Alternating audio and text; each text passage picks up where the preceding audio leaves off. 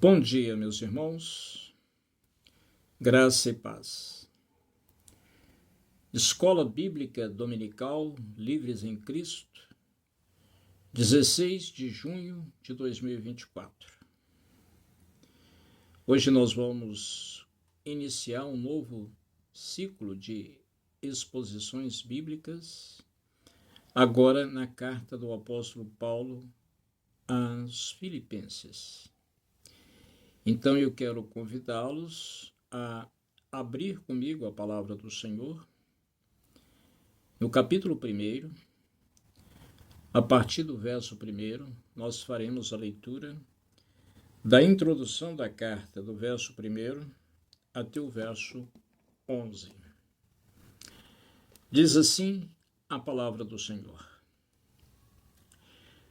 Paulo e Timóteo, servos de Cristo Jesus, a todos os santos em Cristo Jesus, inclusive bispos e diáconos que vivem em Filipos. Graça e paz a vós outros, da parte de Deus, nosso Pai, e do Senhor Jesus Cristo. Dou graças ao meu Deus por tudo que recordo de vós, fazendo sempre com alegria súplicas por todos vós em todas as minhas orações, pela vossa cooperação no Evangelho desde o primeiro dia até agora. Estou plenamente certo de que aquele que começou a boa obra em vós há de completá-la até ao dia de Cristo Jesus. Aliás, é justo que eu assim pense de todos vós, porque vos trago no coração, seja nas minhas algemas, seja na defesa e confirmação do Evangelho, pois todos sois participantes da graça comigo. Pois minha testemunha é Deus, da saudade que tenho de todos vós na terna misericórdia de Cristo Jesus. E também faço essa oração, que o vosso amor aumente mais e mais em pleno conhecimento e toda percepção, para aprovardes as coisas excelentes e serdes sinceros e inculpáveis para o dia de Cristo, cheios do fruto de justiça, o qual é, mediante Jesus Cristo, para a glória e louvor de Deus. Que o Senhor nos abençoe pela sua palavra lida. Oremos. Querido e santo Deus, Pai Todo-Poderoso, Criador dos céus e da terra, Deus de poder e graça, rogamos-te que nos abençoe na exposição e na compreensão da tua palavra. Que o Senhor aplique ao coração dos ouvintes. Senhor, eu clamo a tua bênção sobre cada jovem livre, aqueles que o Senhor trabalhou e tem trabalhado, libertou e tem libertado, conduziu e tem conduzido, pela tua graça. Aplica a tua palavra. Senhor, transforme nosso coração cada dia. Transforme o nosso caráter à semelhança do caráter do teu Filho Jesus. É no nome dele que oramos agradecidos. Amém. Meus irmãos, a cidade de Filipos era uma colônia militar romana na região da Macedônia. E o apóstolo Paulo, em sua segunda viagem missionária, ele chegou a este lugar juntamente com Silas, seu companheiro na segunda viagem. Os irmãos sabem que houve uma divergência entre Saulo, que passou a se chamar Paulo, e Barnabé, por causa de João Marcos, que os abandonou na primeira viagem. Quando da segunda viagem, Barnabé queria levar novamente João Marcos e Paulo não aceitou. Então, Paulo foi com Silas. Então, Paulo e Silas chegam à cidade de Filipos, essa colônia militar romana na Macedônia. E ali, como não havia sinagoga, o costume de Paulo era chegar numa cidade e ir direto à sinagoga e começar por lá. Mas não havia uma sinagoga, isso era evidência de um número insuficiente de judeus na cidade, ou talvez não houvesse nenhum. E Paulo, então, vai pregar a palavra do Senhor no lugar que ele acha adequado. Eu vou começar aqui a leitura de Atos, capítulo 16, a partir do verso 11. É o início da igreja de Filipos.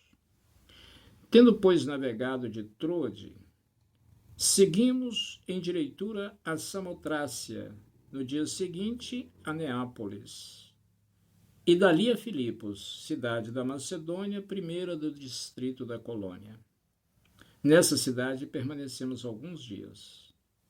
No sábado, saímos da cidade para junto do rio, onde nos pareceu haver um lugar de oração.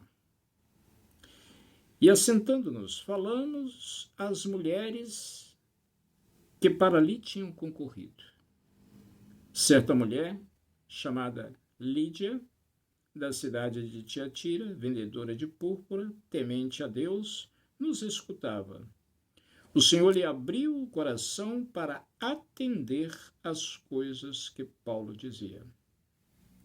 Depois de ser batizada, ela e toda a sua casa nos rogou, dizendo: se julgais que eu sou fiel ao Senhor, entrai em minha casa e aí ficai.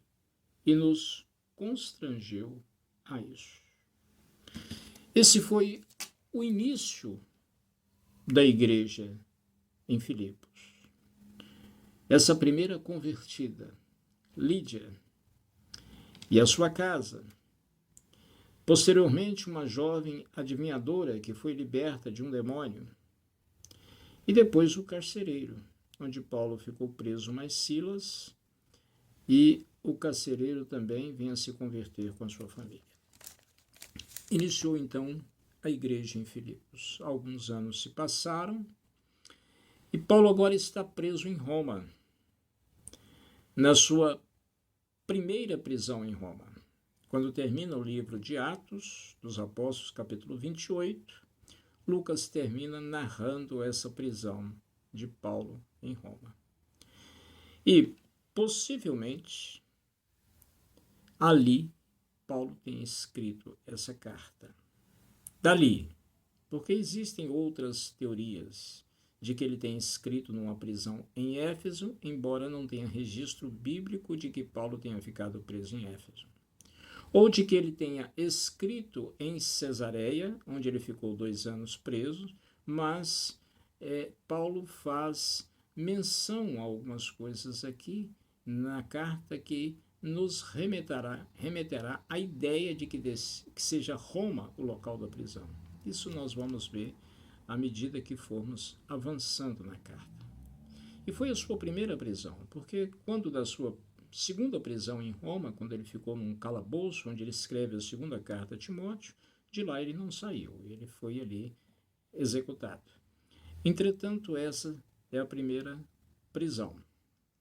Paulo está preso. Esse é um detalhe importante para nós compreendermos a carta. E outro fator importante é o seu estado de espírito nessa carta. Não obstante preso, o tema que irá sobressair nessa carta é o tema da alegria. Paulo vai falar de alegria o tempo inteiro. Mais de 12 referências à palavra alegria e afins. Palavras que remetem a esse sentido. Portanto, algo a nos estimular.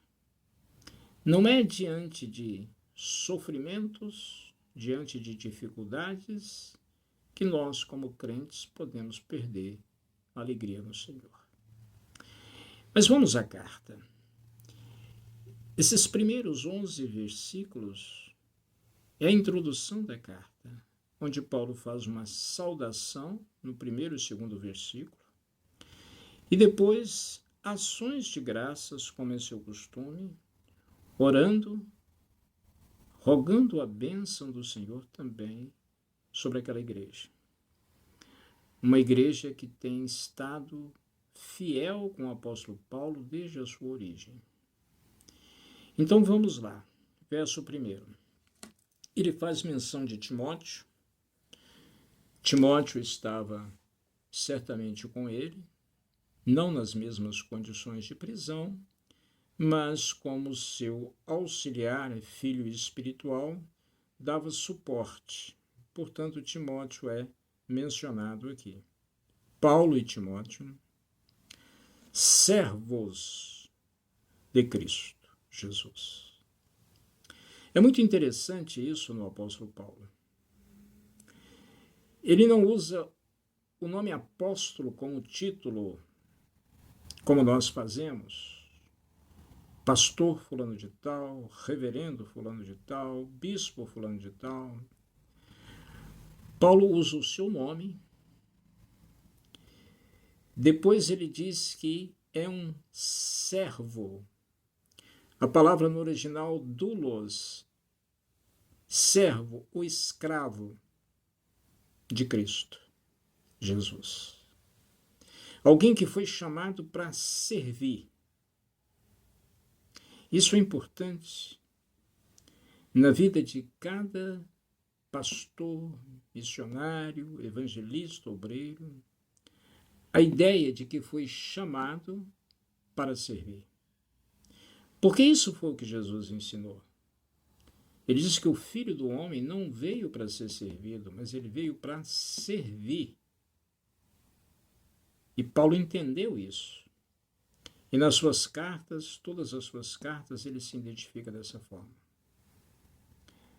A todos os santos em Cristo Jesus. E todos os santos é uma referência à igreja, que é composta de santos, salvos em Cristo Jesus. Separados, e é isso que a palavra santo significa. Aqueles que são separados para Jesus, que formam a igreja. E aí ele faz menção da liderança, inclusive bispos e diáconos que vivem em Filipos. Os bispos, presbíteros e pastores no Novo Testamento são palavras intercambiáveis. Isso significa que pode ser usada tanto uma como outra que tem o mesmo sentido. Não se trata aí de uma hierarquia eclesiástica, mas a mesma função de liderança. Quanto aos diáconos e aqueles que são responsáveis pela assistência material. Formam, então, a liderança da igreja. Então, ele saúda todos os santos e faz um destaque à liderança da igreja na cidade de Filipos. E aí vem o verso 2 com a saudação usual de Paulo em todas as suas cartas. Graça e paz a vós outros. Quando Paulo faz essa saudação, certamente ele tem em mente aqui o Antigo Testamento. O Antigo Testamento usa palavras do hebraico como chesed, que tem o significado de misericórdia, às vezes também traduzido por graça, e a palavra shalom, que tem o significado de paz. E nos textos do hebraico, essa visão de chesed e shalom, juntas, formam uma ideia de prosperidade, não só material, mas uma prosperidade integral. Aqueles que são objetos da Hesed e da Shalom do Senhor recebem a bênção de Deus para prosperarem espiritualmente e também prosperarem materialmente. E Paulo associa essas duas ideias, embora esteja escrevendo em outra língua. Os irmãos sabem que o Novo Testamento foi escrito em grego. Então ele usa essas duas ideias retiradas do Antigo Testamento para fazer a saudação em suas cartas. Não só nessa, mas em todas as suas cartas. É uma saudação usual do apóstolo Paulo, desejando que a bênção de Deus alcance o homem integral.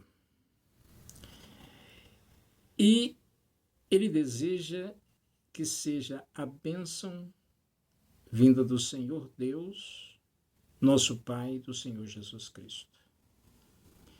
Que a igreja seja abençoada com graça e paz, ou seja, uma bênção integral sobre a igreja do Senhor.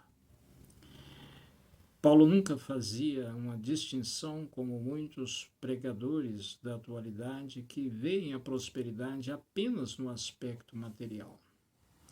Não. Só isso não significa prosperidade. A prosperidade, no sentido bíblico, significa viver uma vida segundo a vontade de Deus, que seja do agrado do Senhor. E o Senhor favorece esta vida, sustentando-a em todos os aspectos que envolvem a sua vida. E nisso ele desfruta a graça de Deus e a paz de Deus. Ele entra agora a partir do versículo 3, fazendo a sua oração pela igreja, uma oração de ação de graças. Ele menciona isso aqui. Dou graças ao meu Deus por tudo que recordo de vós. Isso significa que cada vez que Paulo se lembrava da igreja de Filipos, ele orava agradecendo a Deus. Que coisa maravilhosa. Você tem esse costume de, ao lembrar de alguém, ao lembrar da instituição, do movimento Jovens Livres, ao lembrar da recuperação, ao lembrar da sua igreja, dos seus pastores, você orar e agradecer a Deus por tudo que você recebeu e tem recebido? Se não tem, crie este hábito. Dá graças a Deus por tudo que você recordar. Pelo tempo de recuperação, pelo movimento Jovens Livres, pela bênção que é e que foi na sua vida, pela jornada que você tem feito com o Senhor. Agradeça ao Senhor. Então Paulo fazia isso em relação à igreja de Filipos. Verso 4. Fazendo sempre com alegria, essa é a primeira menção da palavra alegria nessa carta, que vai repetir várias vezes, mostrando para nós que a nossa alegria não depende de circunstância. Porque se dependesse de circunstância, a circunstância do apóstolo Paulo nessa ocasião não era boa, ele estava encarcerado. Tinha perdido a liberdade de ir e vir. Então a condição que ele estava não era uma boa condição. Mas isso não fez com que ele perdesse a alegria no Senhor. E ao orar, ele ora com alegria, fazendo sempre com alegria súplicas por todos vós em todas as minhas orações.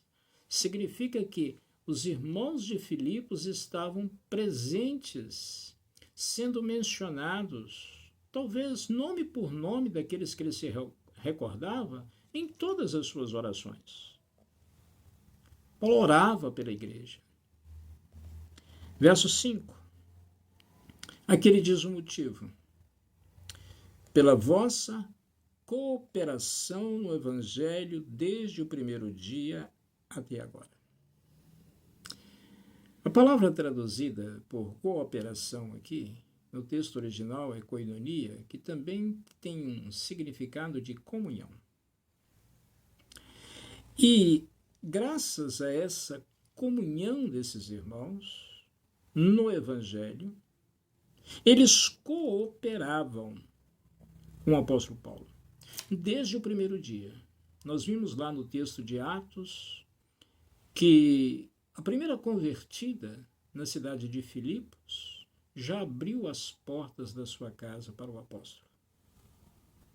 Então era uma igreja parceira do apóstolo Paulo.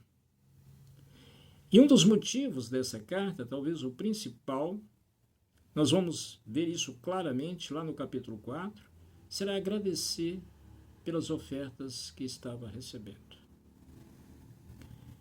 E nisso Paulo aproveita a ocasião da escrita da carta para trazer vários ensinamentos preciosos.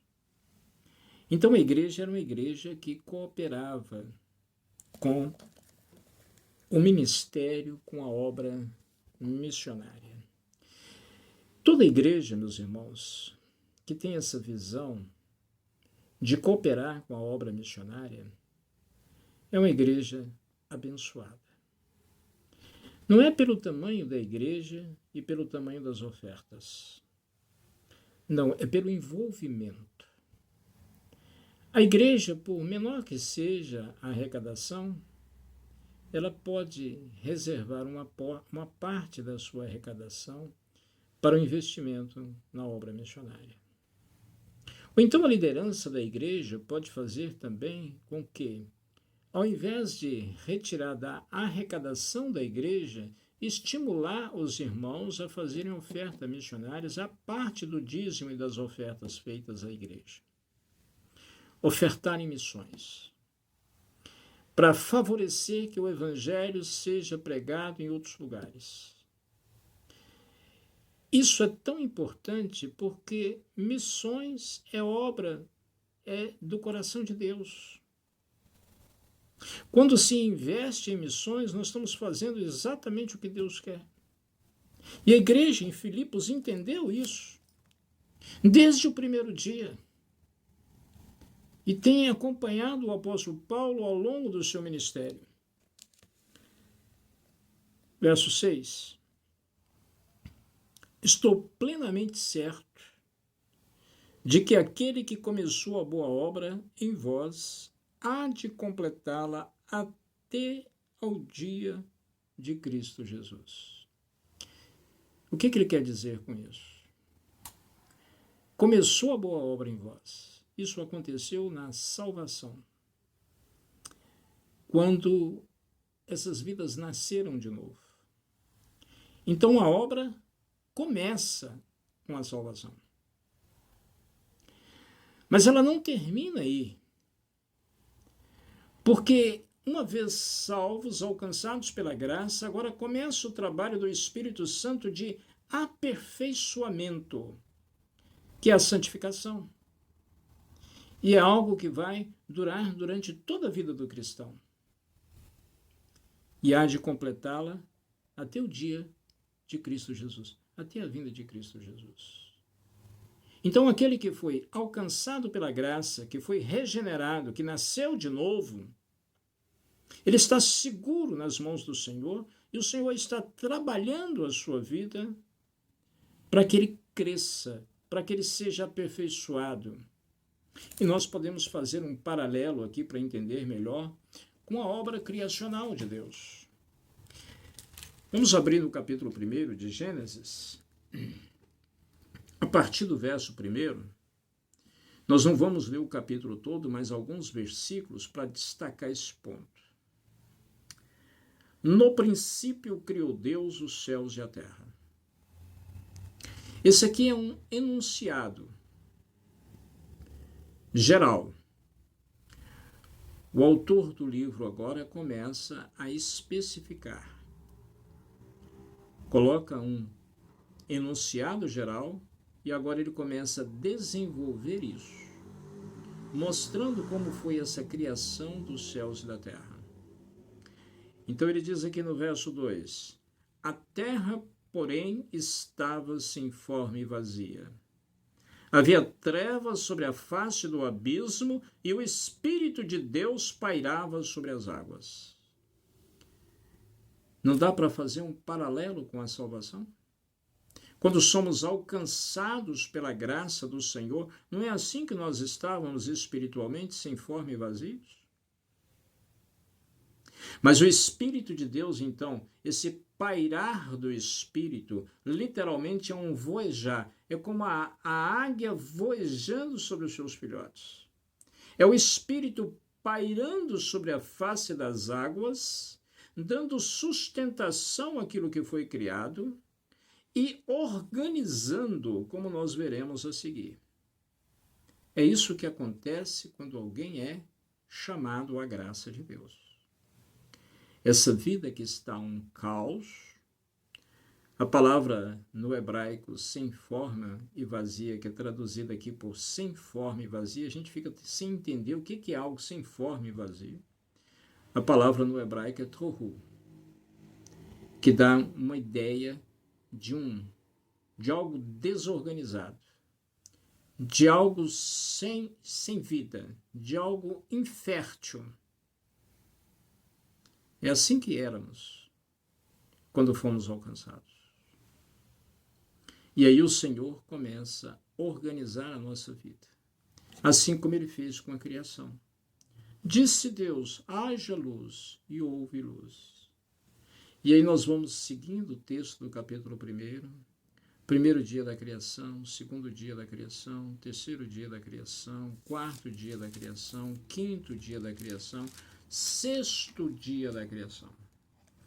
E aí, quando chega o sexto dia da criação, Deus criou e organizou o espaço, colocou também o homem, colocou a mulher, e a criação do homem e a criação da mulher será mais detalhado no capítulo 2.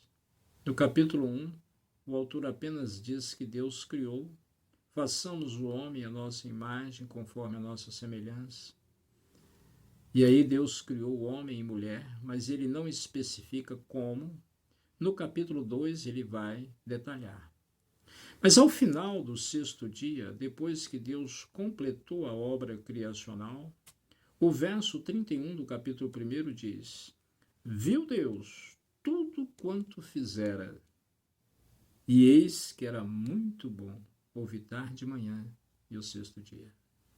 Assim será ao completar a obra que o Senhor está fazendo em nós.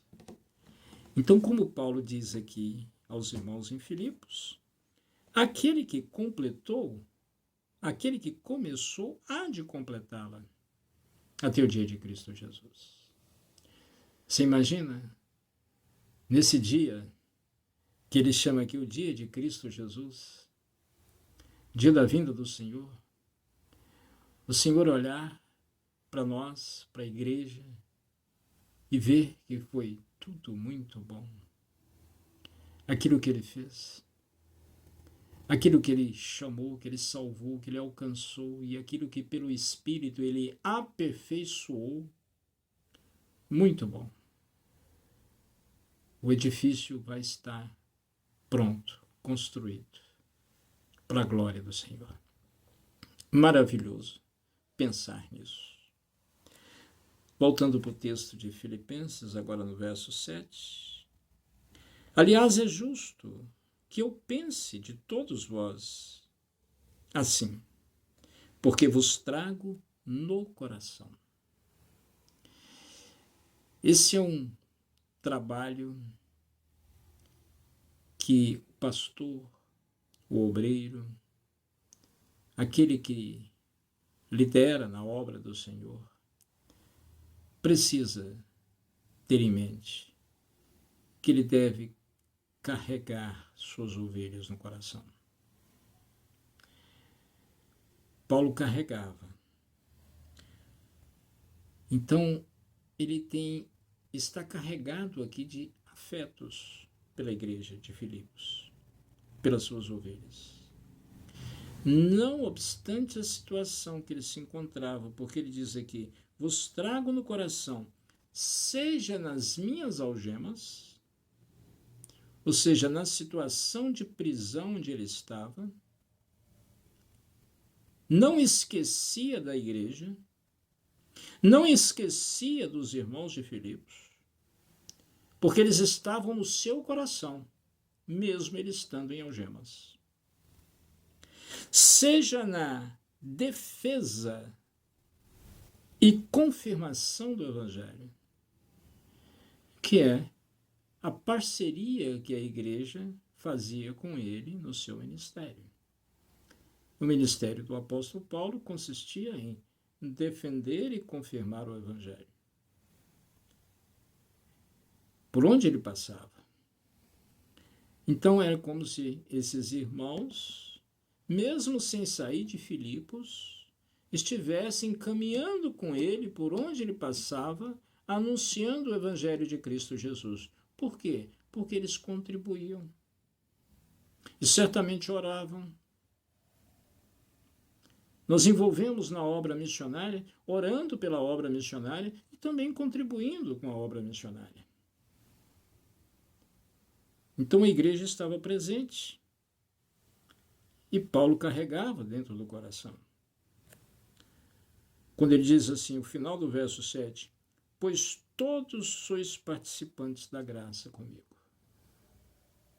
Eles não participavam da prisão, das algemas,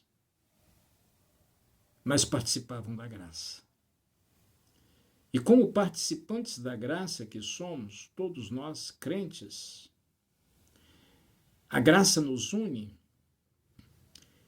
Essa graça concedida a nós, ela tem que se expressar através de nós, como se expressava através dessa igreja de Filipos. A igreja se colocando à disposição do Senhor na parceria da obra missionária. A graça nos leva a fazer com que o Evangelho do Senhor seja anunciado.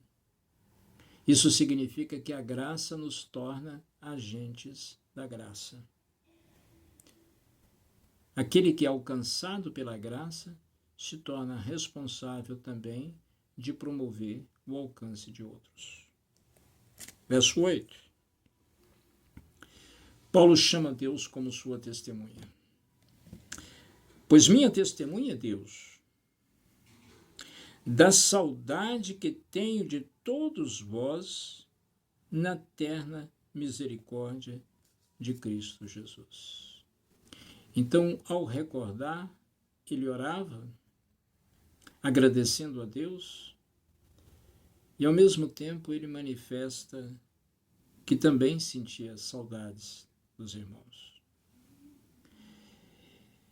Em nenhum momento ele faz menção que lá na cidade de Filipos ele foi preso, acorrentado ao tronco, foi chicoteado, ele e Silas, porque ele entende que tudo o que aconteceu, ele vai dizer isso um pouco mais à frente, foi para a promoção do Evangelho. Então mesmo coisas ruins acontecem com pessoas crentes para que o Evangelho seja promovido, para que o testemunho de Jesus Cristo seja anunciado. Portanto, esses irmãos gozavam do maior apreço do apóstolo Paulo. E ele chama aqui Deus como sua testemunha. Verso 9. E também faço essa oração.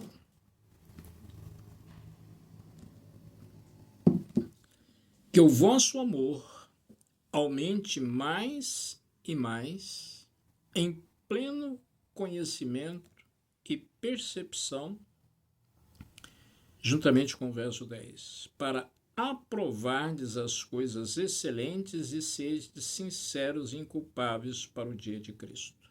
Vamos entender isso aqui. A sua oração pela igreja em Filipos, como ele fez também em outras igrejas, como a igreja de Colossos, ele ora nesse sentido, é que aumente o amor daqueles irmãos. E aumentando o amor, vai aumentar o quê? O conhecimento. Paulo era judeu,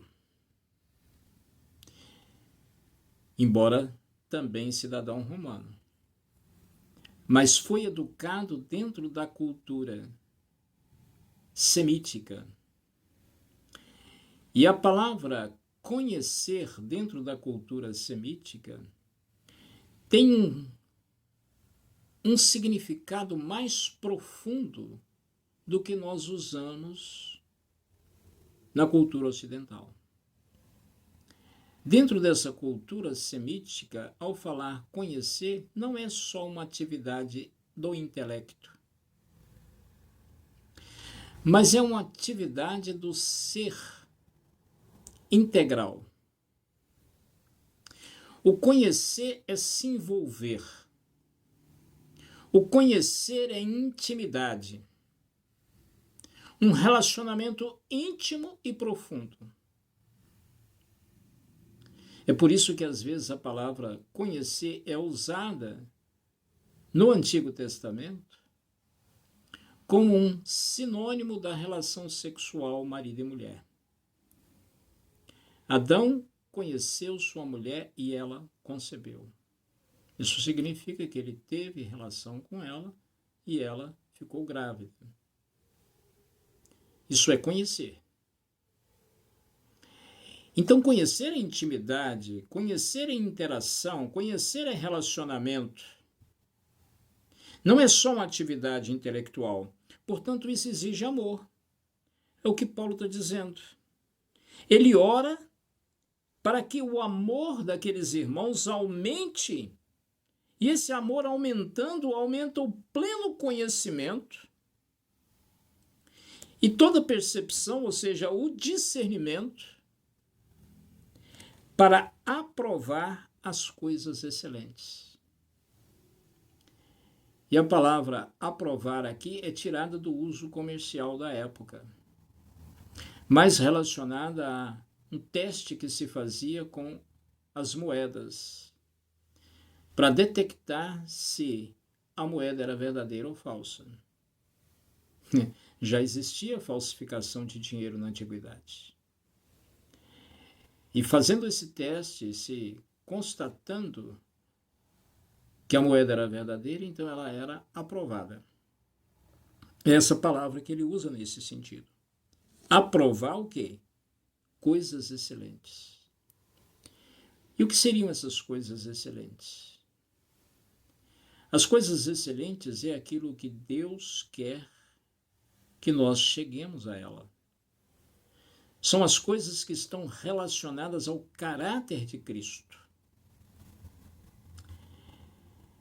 E para isso é preciso que a gente cresça em santificação. Por isso ele diz que aquele que começou a boa obra há de completá-la. Essa obra está sendo feita em cada cristão. É um crescimento, é gradual, às vezes lento, mas estamos crescendo.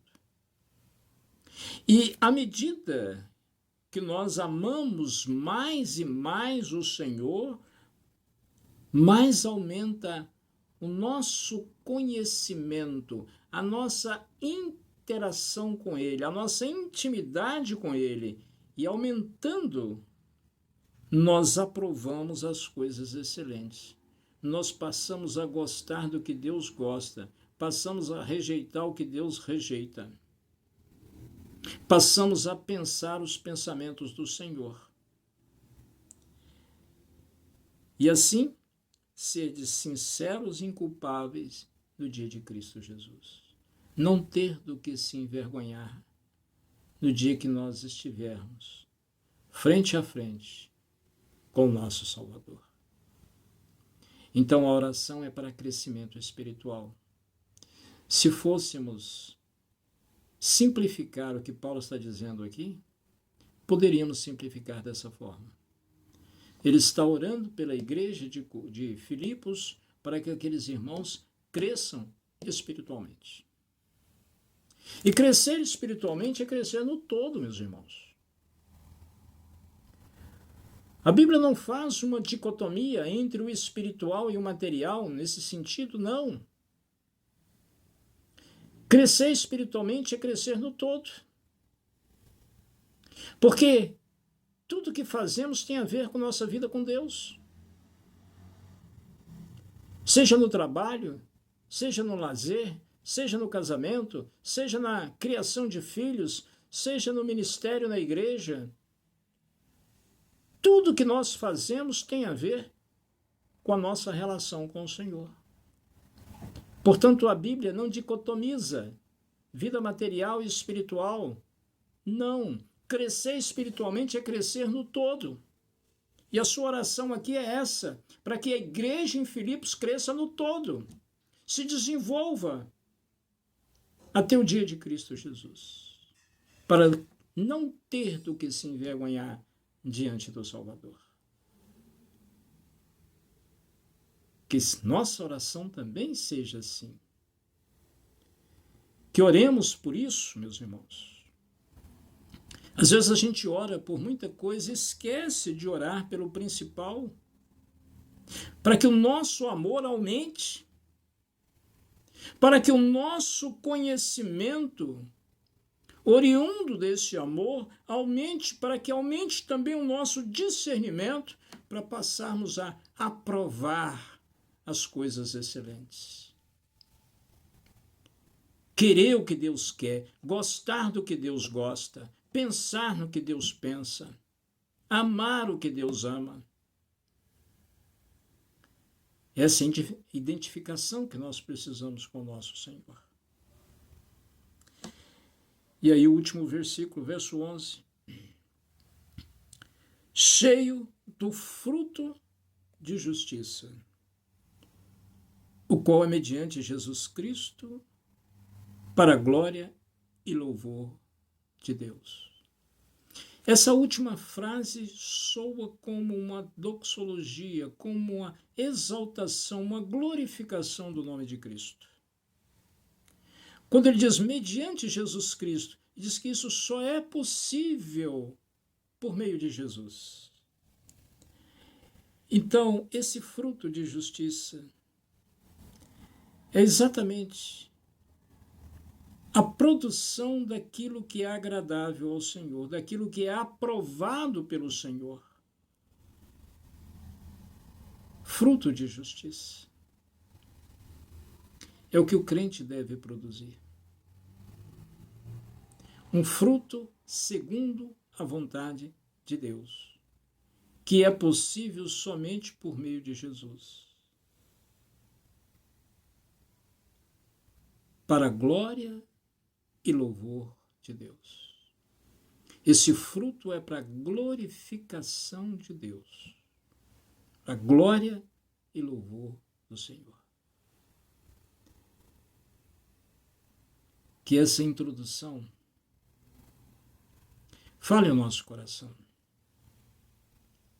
dando-nos o discernimento, a capacidade de pegar alguns exemplos da vida do apóstolo Paulo para a nossa vida e pegar também exemplo daqueles irmãos da igreja de Filipos, tão envolvidos, tão comprometidos com o ministério do apóstolo, pegar também exemplos assim para a nossa vida. A sua igreja é como a igreja de Filipos? A sua vida reflete alguns exemplos do ministério do apóstolo Paulo? Vamos orar para que isso aconteça na minha e na sua vida. Porque aquele que começou a boa obra em você e em mim, continua, está trabalhando em nós. Irá completar. Isso aqui é maravilhoso. Completar essa obra até o dia de Cristo Jesus. Que Deus nos abençoe pela sua palavra. Oremos. Senhor da glória, bendito, louvado e engrandecido seja o teu nome. Obrigado por esse texto maravilhoso. Que o teu Espírito aplique ao nosso coração, para que possamos vivenciar. Faça com que esta palavra habite dentro de nós e nos ajude, Senhor, a caminhar cada dia de acordo com o teu querer. Obrigado por esta obra que está sendo feita em cada um de nós que fomos alcançados pela graça do Senhor. Obrigado pelo crescimento que o Senhor tem dado a cada um de nós. Abençoa teu povo. Fortalece tua igreja. Sê com cada jovem livre, onde estiver. Pai Celestial, nos dê um dia abençoado de louvor e adoração na tua santa presença, na comunhão dos santos, em nome e por amor de Jesus. Porque dele, por ele, para ele são todas as coisas. A ele, pois, a glória eternamente. Amém. Que Deus nos abençoe.